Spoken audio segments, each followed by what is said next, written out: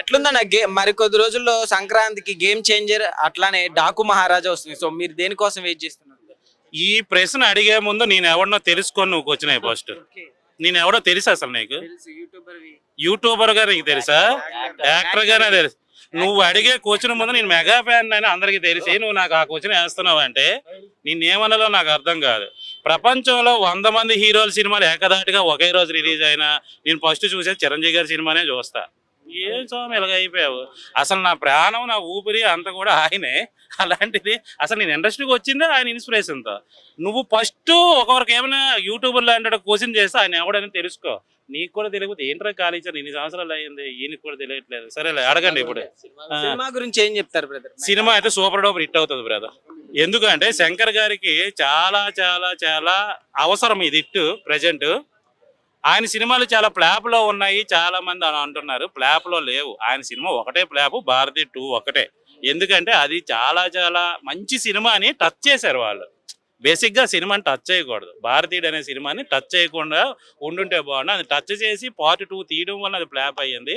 So అంతే తప్ప శంకర్ గారికి ఏదో దానిలో ఉన్న టాలెంట్ తగ్గిపోయింది అన్నట్టు మీరు మాట్లాడకండి.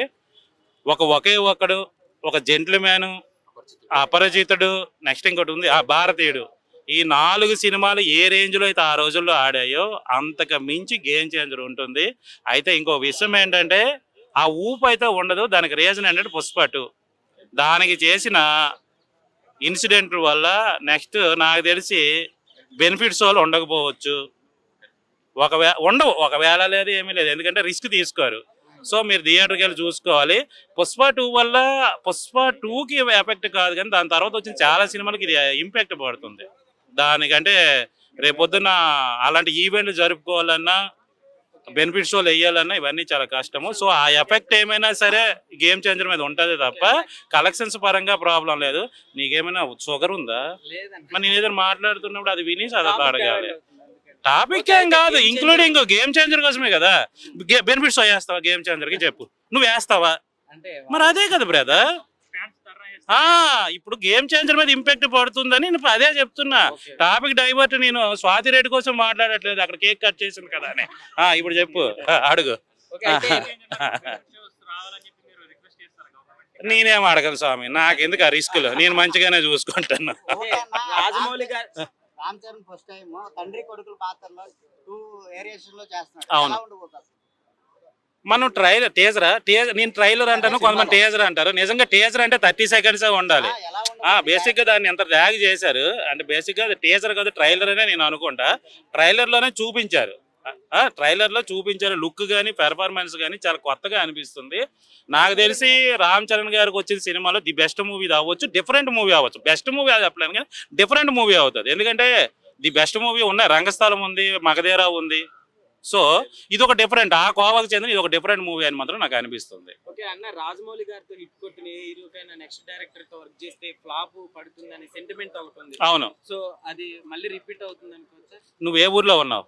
నేను హైదరాబాద్ లో ఉన్నావు. ఇప్పుడు రాజమౌళి త్రిబుల్ తర్వాత రామ్ చరణ్ సినిమా ఏది రిలీజ్ అయింది? నేను అడిగిందని సమాధానం. ఏ సినిమా రిలీజ్ అయింది? ఆచార్య రిలీజ్ అయింది, దిష్టి పోయింది కదా. మరి ఇది ఇంక వేరు. దేవరా అంటే మరి ఆయన 4-5 సినిమాలు చేశారు, హిట్ అయింది. ఫ్లాప్ టాక్ 2 వచ్చాయి బ్రదర్. డిబేట్ టాక్ వచ్చింది దానికి, అవునా? అది కూడా అందుకే అంటున్నా, అది కూడా డిబేట్ టాక్ వచ్చింది. తర్వాత సెంటిమెంట్ నమ్మకపోవడం కాదు. ఇక్కడ రీజన్ ఏంటంటే ఏం లేదు బ్రదర్. ఎందుకు రాజమౌళి గారి సినిమాల తర్వాత వచ్చే హీరో సినిమాలు ఎందుకు ఫ్లాప్లు అవుతున్నాయి అంటే రాజమౌళి గారి సినిమా అనేది అక్కడ పెట్టేసి ఉంటాడు ఆయన. ఆ నెక్స్ట్ వచ్చే సినిమా కూడా ఆ రేంజ్ లోనే ఊహించడం వలన మనకు అక్కడికి రీచ్ అవ్వకపోతే అది ఫ్లాప్ అంటారు. అంతకు మించి ఇక్కడ ఏమి కొంపలు మునిగిపోవు. అయితే ఆచార్య రావడంతో అక్కడికి అది అయిపోయింది. సో ఇప్పుడు ఏం చేస్తారు తెలిసిన, బేసిక్ గా చెప్పాలంటే మీరు RRR తో కంపేర్ చేయరు.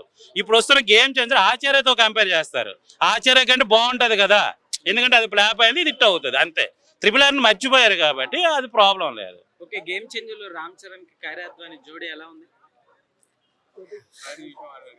నాకేంది వాళ్ళిద్దరి మధ్యన ఎలా ఉందో నాకే.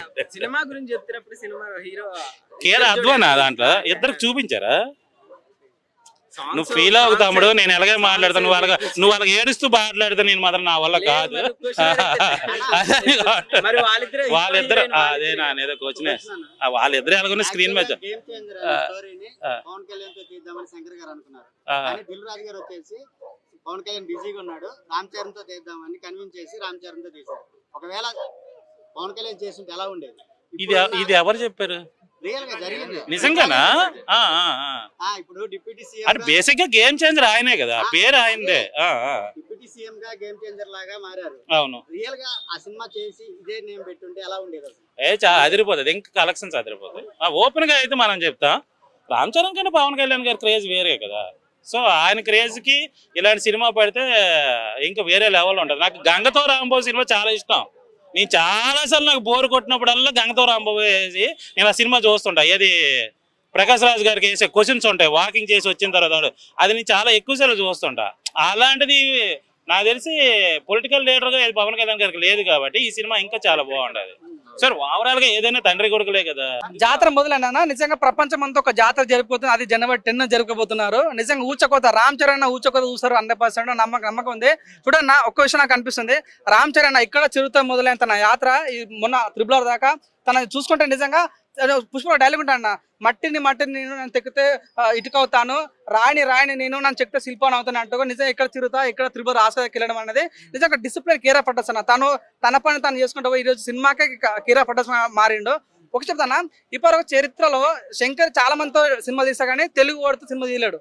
ఫస్ట్ టైం శంకర్ మన తెలుగు వాడితో సినిమా తీసినట్టే అర్థం చేసుకోవచ్చు అక్కడ రామ్ చరణ్ గొప్పతనం ఏంది, ఇక్కడ శంకర్ యొక్క డెడికేషన్ ఏంది అన్నది. 100% పెద్ద ప్లానింగ్ ఉందన్న, నాకు నమ్మకం ఉంది. చెప్తున్నా చూడండి, రామ్ చరణ్ గురించి ఒక మాట అంటాడు. ఇప్పుడు మీరు అంతా పాన్ ఇండియా రాజమౌళి మన సుకుమార్ అంట, కానీ అదే ఎస్ఎస్ రాజమౌళికి ఇండస్ట్రీ ఆల్ టైమ్ ఇండస్ట్రీ ఇట్టించిన వ్యక్తి రామ్ చరణ్ అన్న మగధీర ద్వారా.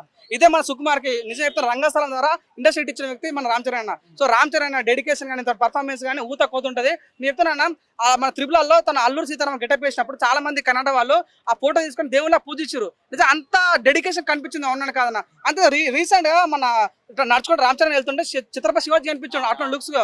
నిజంగా నాకు అనిపిస్తుంది, ఎవరైనా డైరెక్టర్ దయచేసి ఛత్రపతి శివాజీ బయోపిక్ రామ్ చరణ్ అన్న ద్వారా తీయాలని మనస్ఫూర్తి దొరకకుండా 100% చెప్తున్నా. గేమ్ చేంజర్ మాత్రం ఊత కోత ఫస్ట్ డే రివ్యూస్ మాత్రం మంచిగా వస్తే మాత్రం సినిమాని ఎప్పుడు అప్లోడ్ అంత మంచి quality cinema Pushpa two effect game changer మీద పడుతుందంట. అంటే బెనిఫిట్స్ వాళ్ళ విషయం క్యాన్సిల్ చేశారు కదా, సో ఖచ్చితంగా ఇది గేమ్ చేంజర్ కి ఒక మైనస్ అంటున్నారు, మీరేమంటారు?